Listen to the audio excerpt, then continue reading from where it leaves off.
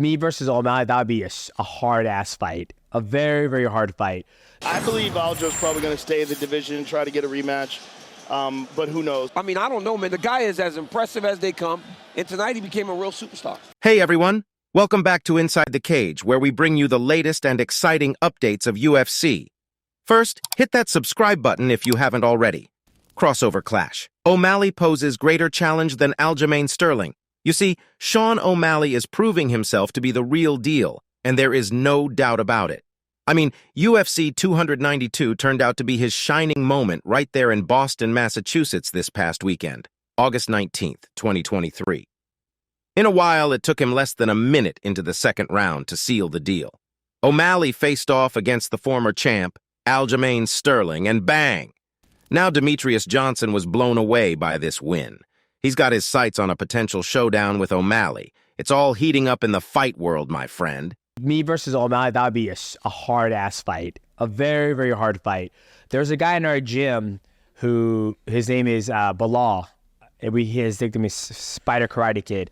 He moves just like Sugar Sean O'Malley. He's long, skinny, rangy, moves, that karate background, spinning back kicks, tries to land that right hand.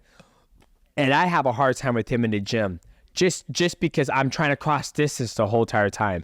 I'm always trying to cross distance. But when I finally do cross that distance, I have my clutch game, I have my jiu-jitsu, I have my wrestling, is where I actually think I might be able to excel against Sugar Sean O'Malley. But I have to be a realist. I have to live in reality, trying to get to him where he's much longer. He might even be faster than me now that I'm old as shit compared to some people out there being 37 years old. He's longer, he's faster, he's way cleaner striker than I am. It would be so hard just to get to him. There is no yellow card in UFC, so he can use his bike and be lateral movement every single time. He's got a great jab, he's got a great right hand. Now, if we're talking about a hypothetical matchup between Johnson and O'Malley, Johnson might be the smaller guy, but that's nothing new for him. He's managed to pull off an incredible 25-4-1 record in the sport, with 14 title fight victories. I have to try to chop his tree down, leg kick him.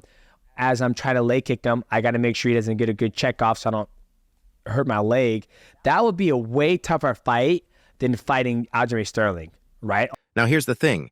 It's probably a long shot for Mighty Mouse to make a return to the UFC at this stage in his career.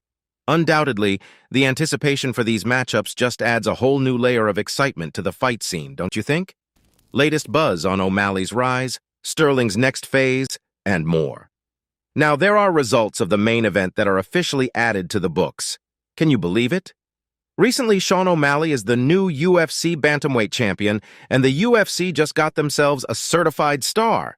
If we talk about the aftermath, Sean O'Malley is setting up to defend his bantamweight title against Chito Vera in a rematch, and it's probably going to go down in December. Whereas O'Malley versus Vera 2 is the biggest thing in bantamweight history, at least in terms of cash flow. Now let's talk about who's going to be the one to knock O'Malley off his newly crowned throne. It's a tough question, for sure. Speaking of treasure troves, the bantamweight division is practically a goldmine of top-tier talent, which means O'Malley might not be coasting on that title for long. You've got Merab Dvalishvili, Corey Sandhagen, and Umar Nurmagomedov, all serious contenders who could potentially topple the new champ. On the other side, O'Malley bagged the belt, and it's a win-win for the UFC and the sport, no doubt.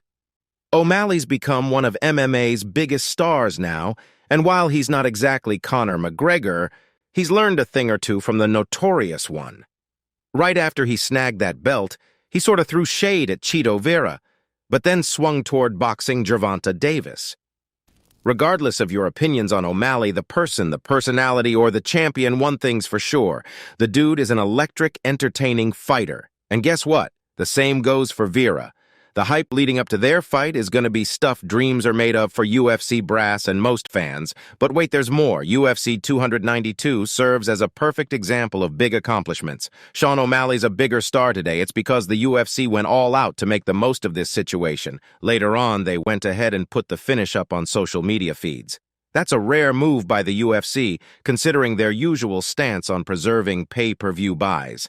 That's a promotion, my friend. Next, spare a thought for Aljo. losing O'Malley might just cement his title run as the quirkiest one in UFC history, a string of oddities topped off by losing the one fight everyone thought he'd win. Ouch. But you know what makes it worse? Sterling is in a tight spot right now. While the immediate rematch with O'Malley, but O'Malley refused the idea of a rematch. Surprisingly, Aljo can leap to 145 and join the pool of contenders there, hoping to make some waves. But still, it's going to be a challenging road for Aljo. On its own merits, a fight between Aljo and Brian Ortega would be a total blast. Phew. That's quite the whirlwind we've got on our hands after UFC 292, right? It's safe to say the Octagon's not lacking in drama and excitement, and we're just here along for the ride. Dana White denies Ronda Rousey's return rumors. This time, Ronda Rousey set her comeback in the UFC anytime soon. And guess what? Fans have been chattering about the potential return of the UFC Hall of Famer, especially with UFC 300 on the horizon. Back in the days of 2016, Rousey fought against Amanda Nunes. In a recent discussion, Dana White made it crystal clear that there's zero chance that Ronda Rousey will be making a comeback to the UFC scene. And you know what's cool? White highlighted that she's now embarking on a new chapter in her life. It's all about evolution. Her dream was to win a UFC championship, then win a WWE championship, and she's done it, White said. Now she's starting a family. Ronda has made so much money, and she's still making a lot of money in sponsorships. So, Ronda Rousey's WWE journey seems to be a bit uncertain right now. After her match against Shayna Baszler at WWE SummerSlam, she dropped a bombshell. She wrote that she doesn't see a reason to stick around in the world of wrestling. Pretty bold statement, right?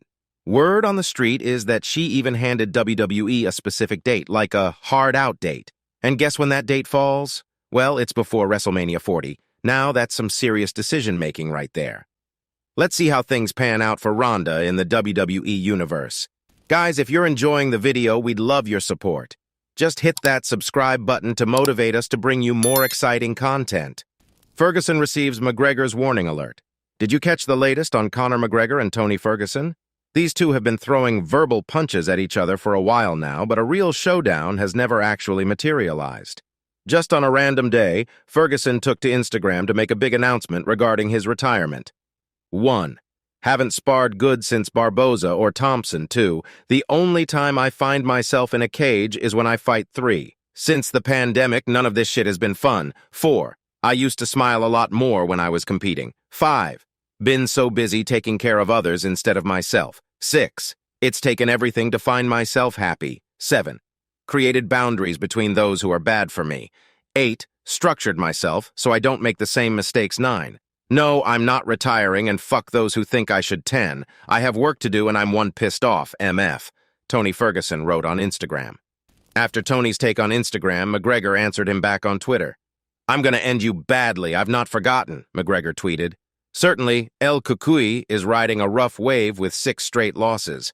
That's a pretty hefty losing streak, and it's got us wondering if the UFC would even be game to set up the match. Now we'll just have to wait to unfold these stories.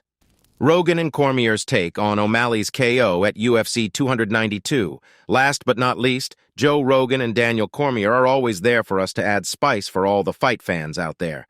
As you know, the night of UFC 292 is just a wild one.